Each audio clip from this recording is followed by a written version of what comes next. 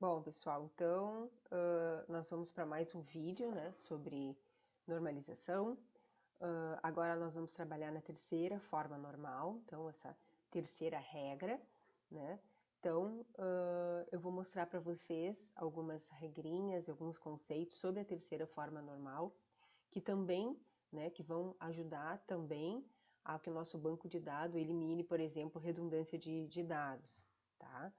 Bom, como eu sempre, nos outros slides também já comentei, eu uso como referência para trabalhar esse conteúdo com vocês o livro Projeto de Banco de Dados do Carlos Alberto Reuser. Então, todos esses conceitos e essas dicas que eu vou colocando, inclusive os exemplos, é um material que vem dessa referência, tá?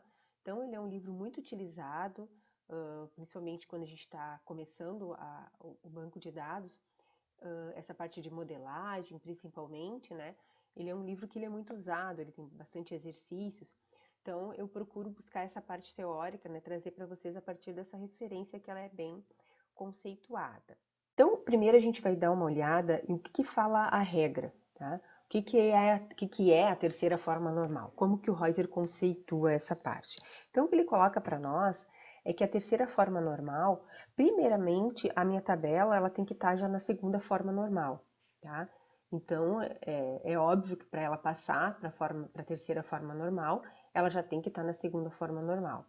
E a outra questão, que é a que a gente vai trabalhar nessa regra, é que a tabela ela não pode conter dependências transitivas. Bom, vamos ver o que é isso primeiro, né, na teoria, e depois a gente vai aplicar isso a um exemplo.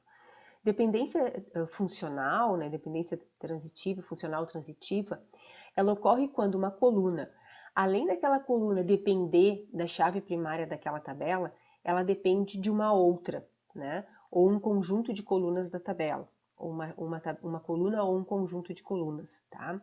Então, ela depende também de uma outra coluna. Vamos dar uma olhada aqui num exemplo genérico. Dependência funcional transitiva, então, ela ocorre quando um campo ele não depende diretamente da chave da tabela, então é um pedido, tá? Esse pedido ele tem lá, né? Ele vai ter um nome de um vendedor, mas aquela coluna ela não depende exclusivamente da chave primária número de pedido, tá? Porque ela depende também de um outro campo que não é um campo-chave. Nesse caso aqui, um campo de chave estrangeira. Ela depende do código do vendedor, tá? Então, isso é o que a gente chama de dependência funcional transitiva. Quando eu tenho uma coluna na minha tabela que depende também, né, de uma outra coluna que não seja a chave primária. No caso aqui, o nome do vendedor, ele vai depender do código do vendedor. Bom, aqui tem um exemplo que segue aquele exemplo que a gente vem trabalhando nos outros vídeos, tá? Do projeto, empregado e categoria. Então, o que a gente tinha até o momento, né, é a tabela de projeto, que era uma tabela que já estava ok. Projeto empregado também, que a gente já fez, já aplicou as regras. E a gente tem essa tabela de empregado aqui, que é a tabela que a gente vai analisar agora.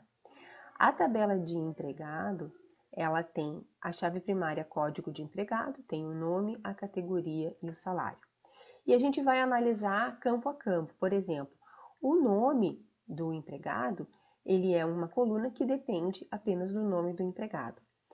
A categoria do salário daquele empregado é um campo que depende, né, do código do empregado, porque cada empregado vai estar lá associado a alguma categoria, tá?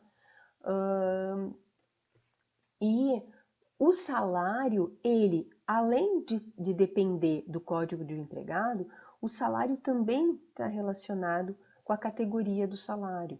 Então, esse esquema aqui, quando eu tenho uma coluna que depende de outra coluna também, é o que a gente chama de dependência transitiva, tá?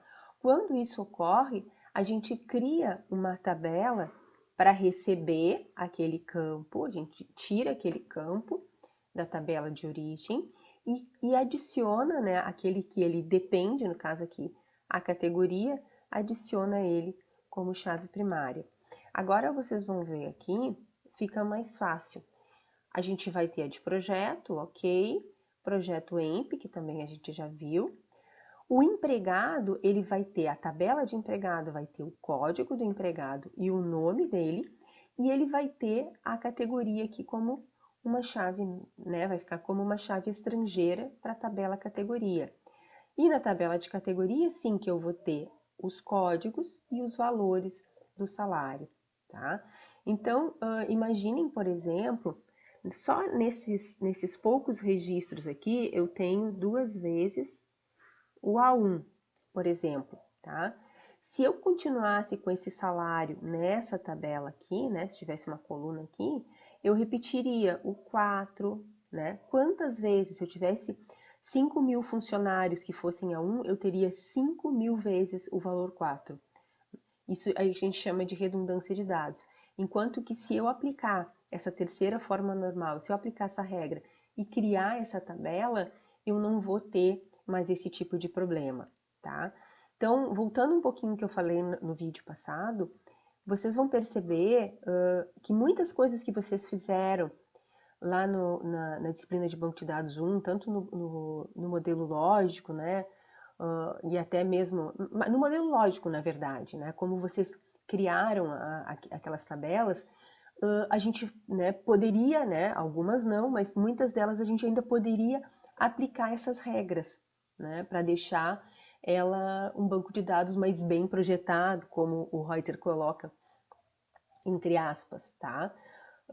Aqui tem uma questão importante, eu deixei esse esqueminha aqui para vocês verem as regrinhas, então eu não estou lendo, estou falando de uma outra forma, mas aqui tem uma pergunta importante, ó, aqui para vocês, quando vocês tiverem dúvida, que a gente se faz. Então, para tabelas com 2 ou mais colunas que não sejam chave, então, nesse caso, a que a gente tinha, nome, categoria e salário, a gente pode fazer essa pergunta. Para cada coluna, a gente faz a seguinte pergunta: a coluna depende de mais alguma outra tabela não chave? Então, foi a pergunta que a gente poderia ter se feito aqui, né? Salário depende de mais alguma outra coluna que não seja coluna-chave? Então, aqui a gente tem que depende. Bom, quando isso acontece, então a gente tem que aplicar essa regra da terceira forma normal, tá? Então, porque ela ainda tem pendências na tabela. Bom,